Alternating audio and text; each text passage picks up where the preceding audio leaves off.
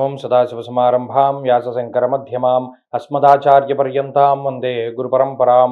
జ్యోతిషాస్త్రాన్ని భావితరాల వారికి ప్రసాదించిన ఋషుల యొక్క పాదపద్మాలకి నమస్కారం చేసుకుంటూ, అలాగే నాకు ఈ జ్యోతిష విద్యను నేర్పిన గురువర్యులు జ్యోతిష బ్రహ్మ కీర్తిశేషులు శ్రీ ఈరంకి సూర్యనారాయణమూర్తి గారు, సూర్య శ్రీదేవజ్ఞ గారి యొక్క పాదపద్మాలకి నమస్కారం చేసుకుంటూ, ఓం శ్రీ మహాగణాధిపతి నమః, శ్రీ గురుభ్యో నమః, హరి ఓం. వీక్షకులందరికీ నమస్కారం. మిథున రాశి వారికి ఈ వారం సానుకూలమైనటువంటి వారంగానే చెప్పవచ్చును. జన్మ రాశి యందు రవిగ్రహము, 12వ స్థానమందు కుజుడు, ఈ రెండు గ్రహాలు కొంత ప్రత్యేకించి ఇబ్బంది పెడుతూ ఉన్నప్పటికీ ధనస్థానమందు బుధుడు వక్రగతిలో ఉండడం, అంటే గతంలో ఏదైనా మనం ఇచ్చినటువంటి వాగ్దానాన్ని నిలబెట్టుకోవలసి రావడము, లేదా అనుకోకుండా అప్పుడు ఎవరితోనో మాట్లాడినటువంటి మాటల వల్ల వచ్చేటువంటి ప్రతిఫలం, లేదా దాని తాలూకు ప్రభావాల వల్ల కొంత దాని తాలూకు పర్యవసానం మీరు అనుభవించవలసి రావడము, ఇటువంటివి ఎక్కువగా కనబడుతూ ఉన్నాయి.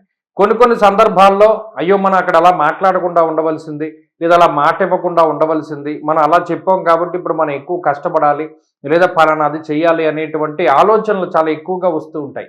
ముఖ్యంగా ధనస్థానం ముందు శుభగ్రహ సంపత్తి ఉండడం వల్ల ఆరోగ్యపరమైన సమస్యలు రావు, ఆర్థికపరమైనటువంటి సమస్యలు రావు, కుటుంబపరమైనటువంటి సమస్యలు అంతకన్నా రావు. మరీ ముఖ్యంగా కుటుంబ సభ్యుల యొక్క సహకారము, తోబుట్టువుల యొక్క, అన్నదమ్ముల యొక్క సహకారం, ఇవన్నీ చాలా ఎక్కువగానే ఉంటూ ఉంటాయి. కానీ ఇందాక చెప్పుకున్నట్టు మాటకి సంబంధించినటువంటి విషయాల పట్ల ఎక్కువగా శ్రద్ధ చూపించవలసి వస్తుంది.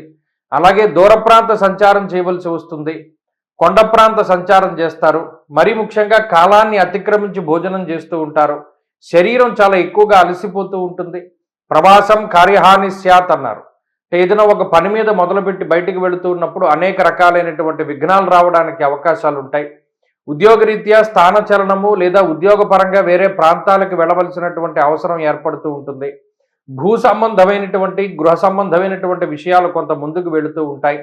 అలాగే కోర్టుకు సంబంధించినటువంటి వ్యవహారాలు, ప్రభుత్వ ఉద్యోగాలకు సంబంధించినటువంటి వ్యవహారాలు కొంత వెనక్కి వెళుతూ ఉండడాన్ని ఈ వారంలో కూడా గమనించవచ్చు. కాబట్టి మిథున రాశి వారు ఈ వారంలో మరింత అనుకూలమైనటువంటి ఫలితాలను పొందాలి అంటే ఎక్కువ సూర్యారాధన చేస్తూ ఉండడం చెప్పదగినటువంటి సూచన. ఈ వారంలో కలిసి వచ్చేటువంటి రోజు బుధవారంగా చెప్పవచ్చును. అదృష్ట సంఖ్య 4, అదృష్ట వర్ణము లేత ఆకుపచ్చ రంగు. తదుపరి కర్కాటక రాశి.